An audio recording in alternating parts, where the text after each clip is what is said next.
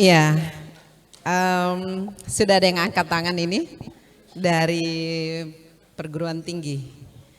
Ada Pak Lukman Lalio, dari tokoh agama ada? Tokoh perempuan. Ya, jadi ini kita bisa sampai berapa sesi lagi ya Kang? Iya, boleh. Pak Lukman Lalio, dipersilahkan dari Terima kasih India. banyak moderator. Assalamualaikum warahmatullahi wabarakatuh. Kang Aher yang sangat berbahagia malam ini, terima kasih sudah datang di Gorontalo. Bapak-bapak dan sekalian, dari tadi saya mengikuti diskusi ini, sebenarnya ada pertanyaan besar datang ke sini nih, karena ada tokoh nasional datang di sini, wakil ketua Majelis Suro PKS.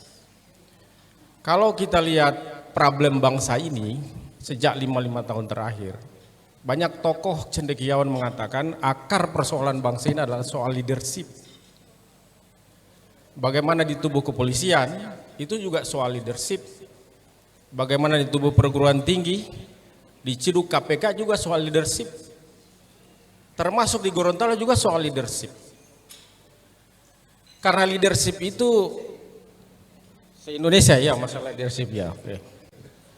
Lalu saya ingin mengaitkan dengan beberapa doktrin keberagaman kita tentang Bhinneka Tunggal Ika, merawat keberagaman. Dan ada teman tadi mengatakan bahwa kita nggak bisa bersatu. Bang Anies itu mengatakan dengan jargon tenun kebangsaan. Nah, persoalan ke depan adalah bahwa jargon keberagaman, doktrin terhadap persatuan dan kesatuan Pancasila, harga mati dan seterusnya itu menjadi landas pijak untuk menenun kebangsaan di masa depan. Di satu sisi, tiba-tiba kemarin ada yang mencoba menerobos istana wanita bercadar, tidak tahu dari mana, bahwa pistol tidak ada peluru.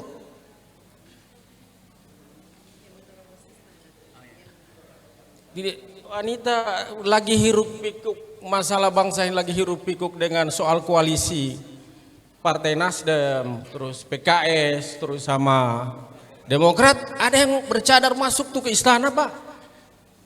Katanya bahwa pistol FN tidak ada pelurunya. Sebagai orang yang mengerti masalah mendasar di bangsa ini, saya ingin minta komentar Kang Aher soal yang terakhir ini. Kemudian yang kedua, bahwa di pundak PKS ini sebenarnya tergantung beberapa cita-cita bangsa yang mulia, termasuk orang-orang yang mengerti bagaimana perjuangan aktivis Islam untuk bangsa Indonesia. Nah, PKS itu punya cita-cita apa di masa depan untuk memperbaiki bangsa ini? Sementara di lain sisi ada unsur-unsur untuk melepaskan PKS dari Nasdem dan Demokrat. Terima kasih banyak. Assalamualaikum warahmatullahi wabarakatuh. Di sana dulu ya. Masih ada sesi berikutnya Pak Dokter.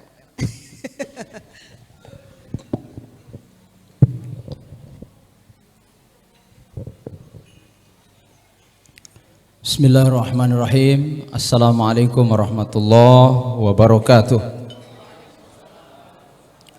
Saya Pak Husni Idrus dari pimpinan Pondok Pesantren Azharul Khairat di Bonebolango.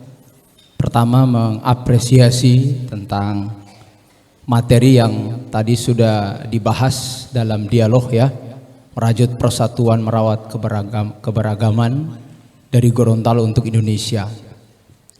Hanya ada beberapa catatan yang menurut saya tadi agak Gorontalo bilang tagantong. Tadi sebenarnya banyak mau disampaikan oleh Kang Aher tadi, tapi belum selesai saya kira, dan itu perlu kita diskusikan.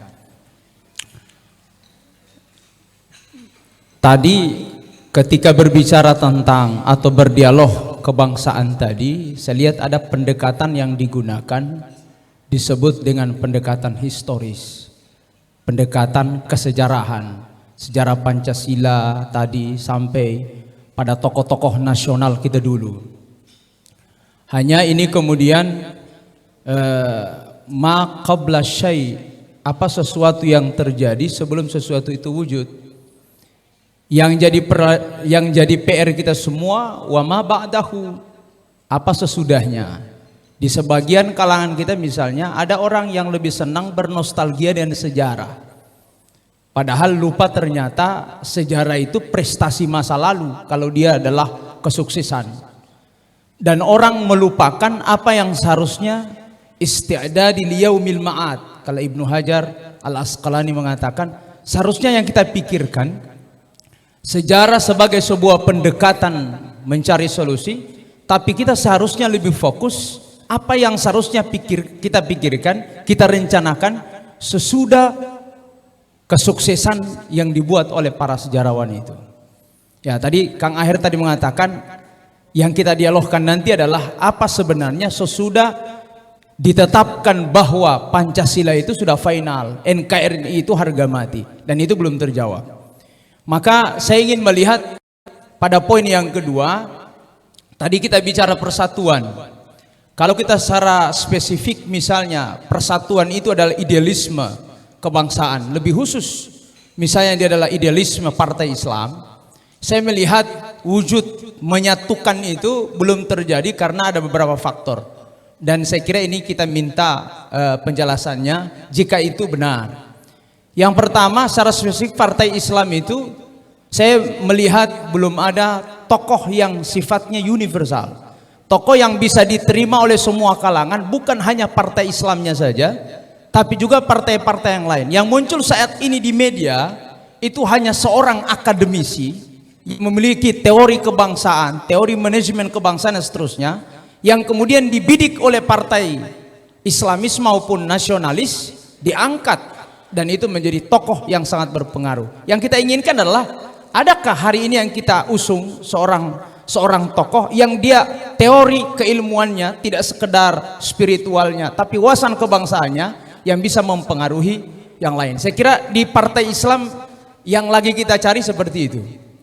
Yang kedua juga yang perlu kita bincangkan adalah setiap pemilu selalu kita bincangkan kekalahan. Lebih khusus misalnya di partai Islam, bukan kemenangan, dan faktanya seperti itu. Ada satu unsur yang sering tidak banyak dibicarakan tentang media, al-wasail, kira-kira la yatimul wajibu illa bihi fahuwa wajib. Wasilah ini, media ini juga penting. Secara spesifik di partai Islam, media-media elektronik, media sosial dan seterusnya ini belum dimiliki oleh kita yang mengidolakan, yang memiliki asumsi, yang memiliki idealisme bahwa Islam harus menang dari semua kalangan. Persoalannya, media hari ini dikuasai oleh orang-orang yang tidak memiliki misalnya idealisme keislaman yang benar. Sehingga kira-kira bagaimana jika ini benar, kira-kira bagaimana mewujudkan partai Islam memiliki tokoh universal, dan kemudian yang kedua, partai Islam yang mendominasi tentang media, mau apapun bentuk medianya, sehingga ini menjadi wasilah kemenangan. Saya kira itu. Terima kasih. Sekian dan terima kasih. Wallahul musta'an. Assalamualaikum warahmatullahi wabarakatuh. Waalaikumsalam warahmatullahi wabarakatuh. Ya, langsung ke Ibu Olha Musa dari Forhati. Bismillahirrahmanirrahim. Assalamualaikum warahmatullahi wabarakatuh. Jadi saya mewakili perempuan, mewakili kampus karena saya juga seorang dosen, saya juga seorang ketua lembaga kepemudaan. Jadi insya Allah bisa mewakili aspirasi dari teman-teman. Kang Aher luar biasa tadi apa yang disampaikan. Saya juga ingin berpantun tapi nanti di akhir. Coba-coba berpantun Kang, saya nggak pernah berpantun tapi karena tertarik tadi luar biasa, jadi karena biar tidak sia-sia Kang Aher datang ke Gorontalo, bahasa Gorontalonya Hulendalo.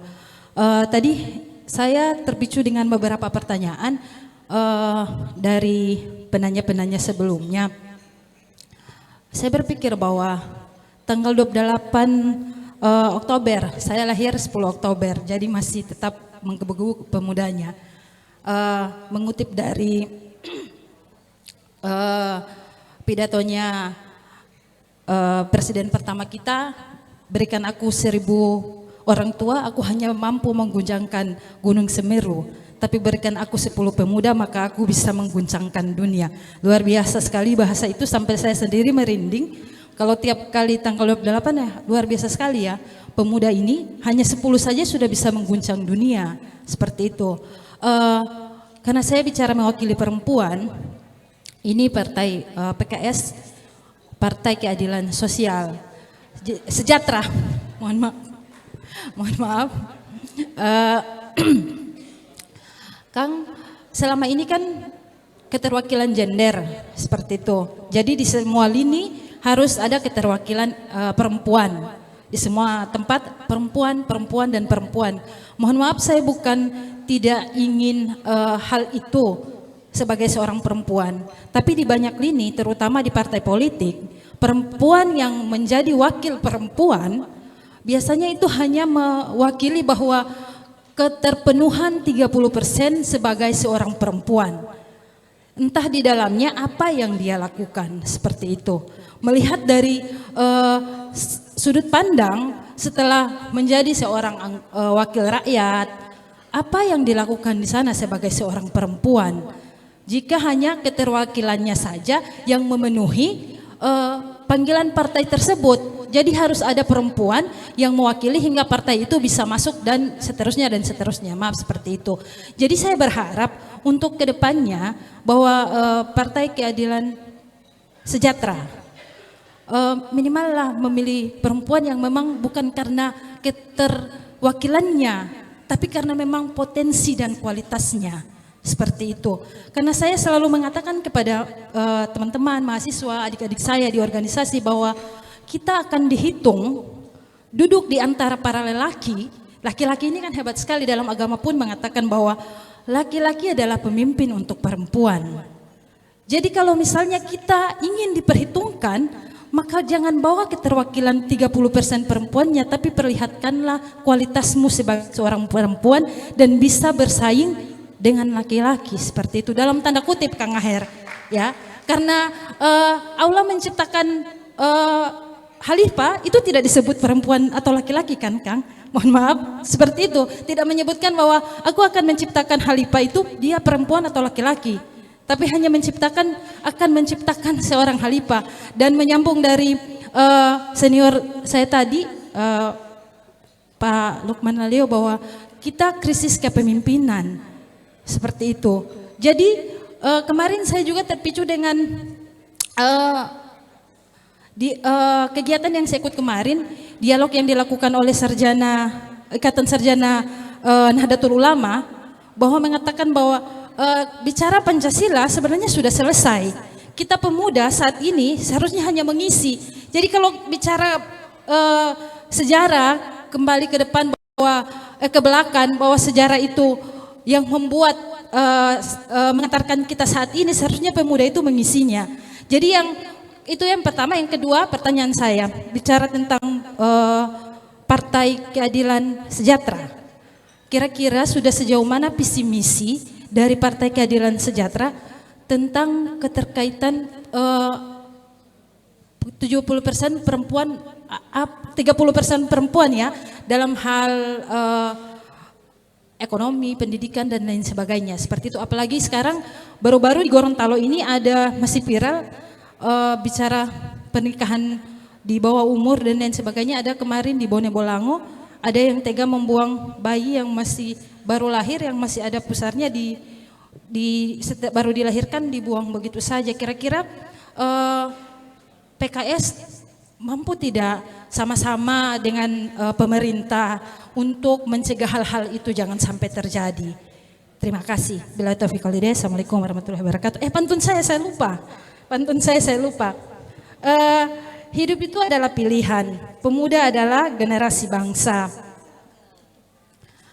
Kang Aher, wakil pemuda. Siapkah berjuang untuk rakyat? Terima kasih. Iya, terima kasih Ibu Olha. Jadi Ibu Olha ini bicara tentang affirmative action. Di PKS ada enggak? Alhamdulillah, makin malam makin panas ya rupanya, alhamdulillah. Kalau saya sebagai aktivis biasa gitu ya, biasa rapat-rapat sampai malam, tidak seluruh hari karena bagaimanapun namanya tidur juga harus ada normalnya. Tapi aktivis biasanya banyak tidak normalnya ya, sampai malam gitu biasa. Alhamdulillah. Jadi kalau malam ini juga mau sampai malam insya Allah saya siap. Itu maksudnya. Ya Pak Lukman terima kasih. Problem leadership tentu kita rasakan di mana-mana terjadi. Tapi leadership ini ternyata sebuah cerita kebertahapan kehidupan manusia. Selalu leadership itu ada kaitan dengan kualitas manusia setempat. Gitu. Makanya kata Rasulullah ini 14 abad yang lalu kata Rasulullah, kaifa takunu yuwalla alaikum. Seperti apakah kualitas kalian? Seperti itulah kualitas pimpinan kalian. Gitu kira-kira begitu. Nah, dalam bahasa demokrasi, pemimpin itu lahir dari rahim masyarakat gitu kan. Ya tergantung rahimnya sudah berkualitas belum, itu persoalannya. Sepanjang rahim yang melahirkan kepemimpinan berkualitas, sepanjang rahim yang melahirkan kepemimpinan itu belum berkualitas, sepanjang itu pula pemimpin kita ya kualitasnya seperti rahim yang melahirkannya, kira-kira begitu. Oleh karena itu, ini harus menjadi kerja sejarah yang cukup panjang. Mari kita hadirkan kualitas SDM yang semakin baik ke depan dengan pendidikan, dengan kesehatan, ya. Ini tema sentral ya. UNESCO pernah membuat survei menyebutkan bahwa ketika sebuah bangsa berpendidikan baik, maka kemajuan bangsa itu terjamin 94%. Ketika sebuah bangsa berpendidikan baik, maka masa depannya itu terjamin 94%, indeks 0,94. Jaminan kehebatan bangsa itu 94%. Ketika pendidikannya baik plus kesehatannya baik, ini data UNESCO ya, maka indeksnya berubah menjadi 0,99%. Ketika sebuah bangsa terdidik dan sehat, maka jaminan keberhasilan bangsa tersebut membangun bangsanya itu 99%. Saya kira di situ persoalannya. Pak Lukman, data yang menyebutkan sampai kepada kita, Jepang itu wajar 12 tahun sudah selesai tahun 70-an. Gitu kan? Wajar 9 tahun di Jepang sudah selesai tahun 70-an. Indonesia belum selesai sampai hari ini. Itu persoalannya. Wajar 12 belum selesai hari ini. Wajar yang ada di undang-undang baru wajar 9 tahun. Makanya untuk SMA itu bukan BOS namanya. Sebab BOS itu harus ada kaitan dengan wajib belajar. Sementara wajib belajar dalam undang-undang pendidikan kita baru 9 tahun. Ini namanya perlu ada pemberontakan intelektual ini kelihatannya. Supaya undang-undang juga dirubah. Menjadi wajar 12 tahun. Sehingga kalau wajar 12 tahun maka BOS itu sampai SMA. Sekarang BOS bukan sampai SMA. Ada bantuan untuk SMA tapi bantuannya meringankan, bukan BOS. Bukan menyelesaikan seluruh biaya yang ada. Jadi itu persoalan kita. Jadi persoalan kita ternyata masih menyangkut kebijakan yang masuk ke undang-undang di negeri kita yang perlu diselesaikan saya kira masalah ini. Jadi seperti itu ya. Bayangkan kualitas SDM Indonesia dengan Jepang, bayangkan gitu. Mereka sudah selesai wajar 12 tahun di tahun 70-an. Kita sampai hari ini belum selesai. Jadi berapa tahun ketinggalan kita dengan Jepang? Sulit bersaing kan dengan Jepang gitu. Itu persoalan kita. Nah, sementara tidak ada rumusannya. Kecuali rumusnya adalah SDA yang melimpah hanya akan bisa menjadi kesejahteraan manakala dikelola oleh SDM yang memadai. Itu rumusannya. Itu rumusan kesejahteraan yang disepakati oleh bangsa-bangsa di dunia. Ya, ketika kita belajar di ekonomi makro pasti itu diajarkan dengan baik. Ini harus jadi kebijakan di negeri kita. Mudah-mudahan ya. Mudah-mudahan kalau nanti seorang intelektual yang mengungkapkan tenun kebangsaan itu melakukan itu, mudah-mudahan. Ya. Ya kalau perempuan bawa pistol itu kan bisa gimmick, bisa sesungguhnya. Ya, kita juga ini beneran nggak sih gitu atau bukan beneran? Jawabannya wallahu alam. Silakan Bapak Ibu menjawab sendiri. Kalau cita-cita PKS tentu cita-citanya cita-cita kebangsaan.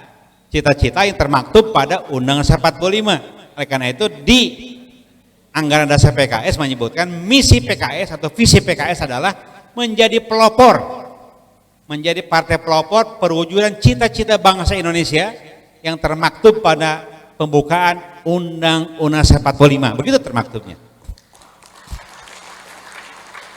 Untuk merumuskan narasi cita-cita, Pak Lukman jangan diragukan PKS.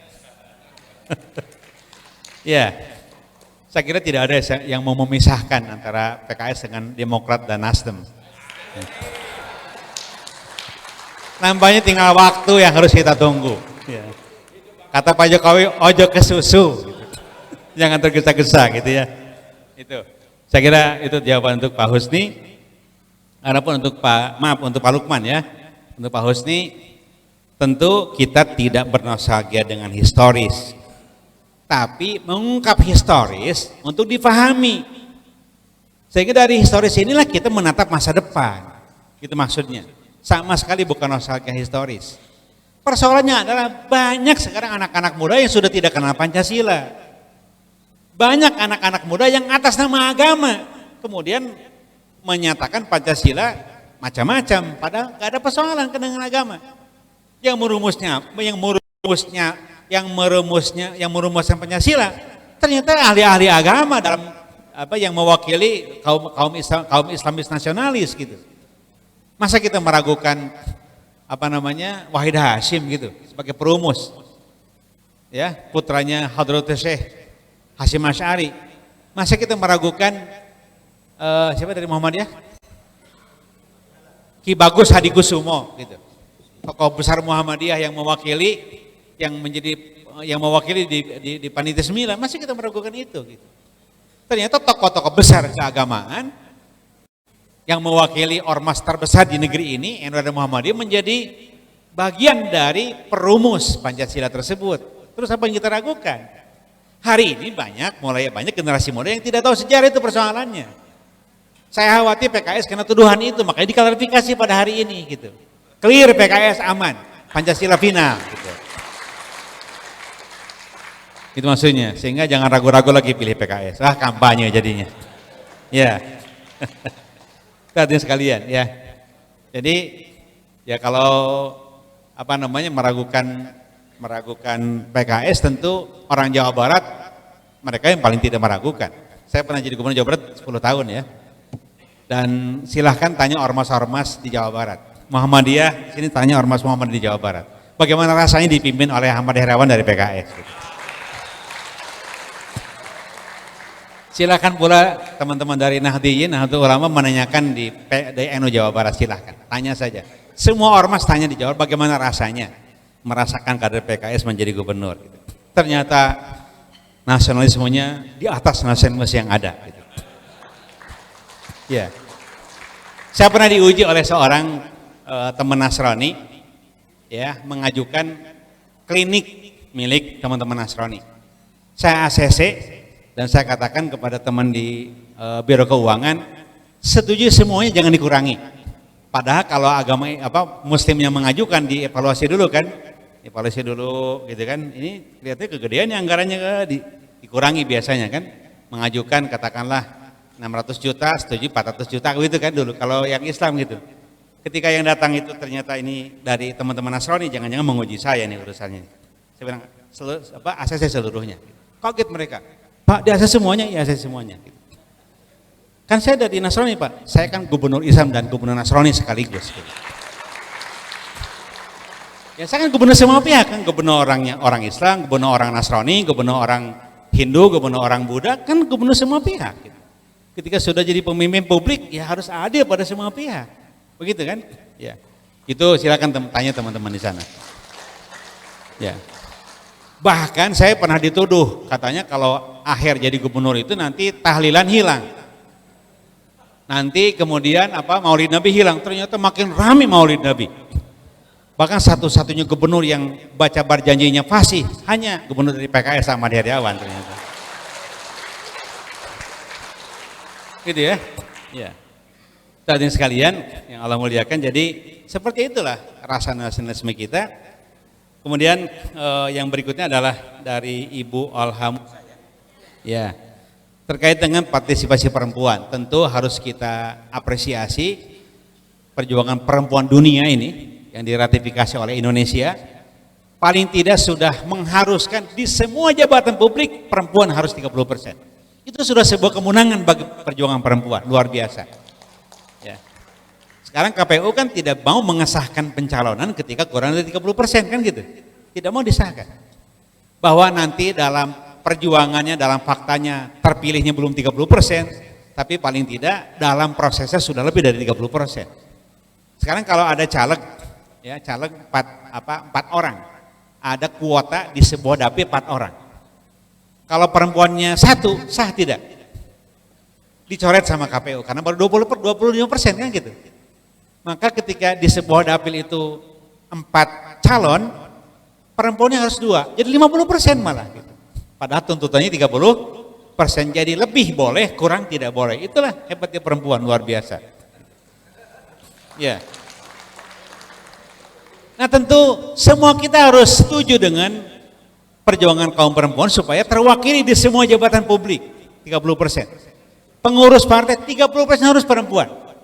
Para caleg 30% harus perempuan. Kan begitu persyaratannya. Tidak disahkan KPU. Kalau kemudian masih belum 30%. Ya, termasuk tentu perjuangan-perjuangan yang lainnya. Alhamdulillah saya punya istri, Bu, aktivis perempuan juga, membantu saya pada saat saya jadi gubernur, ya. Alhamdulillah saya dapat piala dan hadiah berkali-kali karena keberpihakan pada kaum perempuan di Jawa Barat, ya. Di antaranya adalah begini, kaum perempuan itu harus hadir di beragam jabatan publik karena ada persoalan yang tidak pernah bisa dipikirkan oleh kaum laki-laki, yang mikirnya harus kaum perempuan. Betul kan Bu ya? Kalau kemudian ada bencana alam, kita mengumpulkan bantuan, apa yang dipikirkan laki-laki? Makanan kan? Makanan, minuman, tenda dan lain-lain. Ada tidak kaum laki-laki yang memikirkan supaya ketika ada bencana dikirim pembalut, ada enggak? Enggak ada, perempuan yang mikir pasti gitu. Betul begitu? Dan faktanya seperti itu. Justru istri saya yang ngomel-ngomel biasanya kalau ada bencana di Jawa Barat, hati-hati jangan lupa pembalut kaum perempuan. Masalahnya tidak sepele. Tidak sepele. Bapak Ibu sekalian, 1/4 waktu perempuan tiap bulan adalah masa haid kan gitu. Sehingga kalau ada pengungsi perempuan 100 orang, rata-rata dari 100 orang tersebut 25 orang sedang haid. Siapa yang mikirin mereka? Keperluannya pasti ada pembalut, nggak mungkin tanpa pembalut. Bermasalah sekali kalau tanpa pembalut. Hal-hal begitu itu kaum perempuan yang mikirin, makanya kaum perempuan wajib hadir di tempat-tempat publik. Jadi kalau orang mempersoalkan ini kan programnya kaum feminis, mau apa urusnya dari manapun asalnya, ketika itu bermanfaat bagi masyarakat banyak, ambil saja, nggak ada persoalan. Gitu kan? Kan banyak aktivis perempuan yang menolak, karena itu ada program feminis. Kata siapa?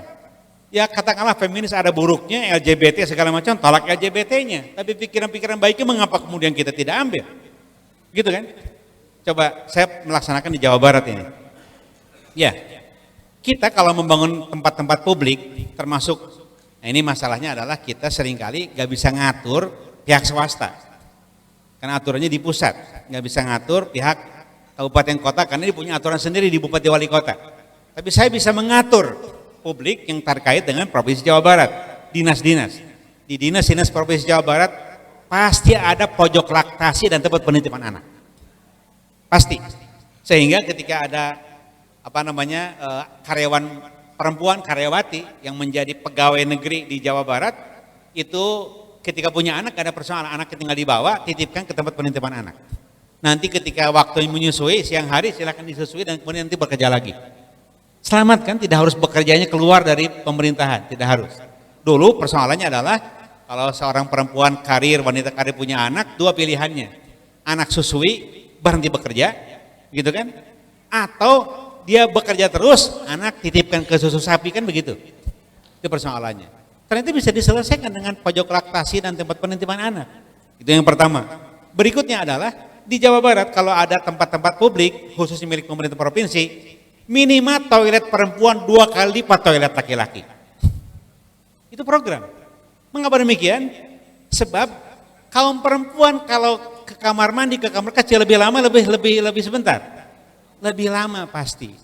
Sehingga karena kaum perempuan kalau masuk toilet lebih lama, maka toiletnya disediakan lebih banyak. Di SD, di SMP, di SMA yang baru-baru dibangun tuh Bu, di zaman saya, seluruhnya diwajibkan bahwa semua toiletnya harus lebih banyak untuk kaum perempuan daripada kaum laki-laki. Karena apa? Karena ternyata kaum perempuan ketika masuk ke toilet itu ternyata lebih lama dibanding kaum laki-laki, khususnya ketika datang bulan. Itu persoalannya. Itu detil. Kalau nggak ada istri saya yang mendampingi saya nggak bisa membuat program seperti itu. Maka dengan demikian kita harus setuju dengan program 30% wanita masuk ke ruang-ruang publik, ruang-ruang kebijakan. Itu Bu ya. Ini sudah dilaksanakan sebahagiannya, tinggal tentu hal-hal yang lainnya mari kita perjuangkan bersama-sama. Yang memperjuangkan perempuan adalah kaum perempuan sendiri. Laki-laki kadang-kadang egois Bu. Tidak memperjuangkan kaum perempuan. Makanya laki-laki harus diterobos gitu kan. Supaya laki-laki pun memperjuangkan kaum perempuan. Tapi kalau nggak didesak, biasa laki-laki cenderung memperjuangkan hak dirinya sendiri. Begitu kan? Dengan demikian disinilah ada keserasian antara laki dan perempuan hadir pada beragam lembaga, khususnya lembaga-lembaga publik yang menghadirkan kebijakan publik bagi masyarakat banyak. Terima kasih. Ya, terima kasih. Jadi itu contoh konkret yang dilakukan oleh seorang istri untuk mensupport suaminya. Dan perannya jauh lebih besar daripada dia sebagai anggota dewan misalnya yang ya mungkin lebih banyak memikirkan pokir-pokir yang lain.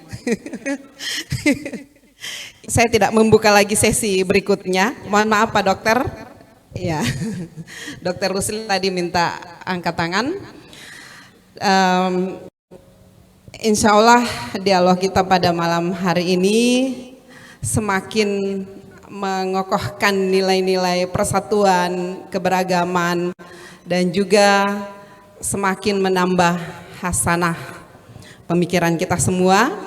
Dan insya Allah ada manfaatnya bukan hanya untuk Gorontalo tapi untuk bangsa Indonesia. Amin. Ya, demikian dialog kebangsaan kita pada malam ini dengan tema merajut persatuan, merawat keberagaman dari Gorontalo untuk Indonesia.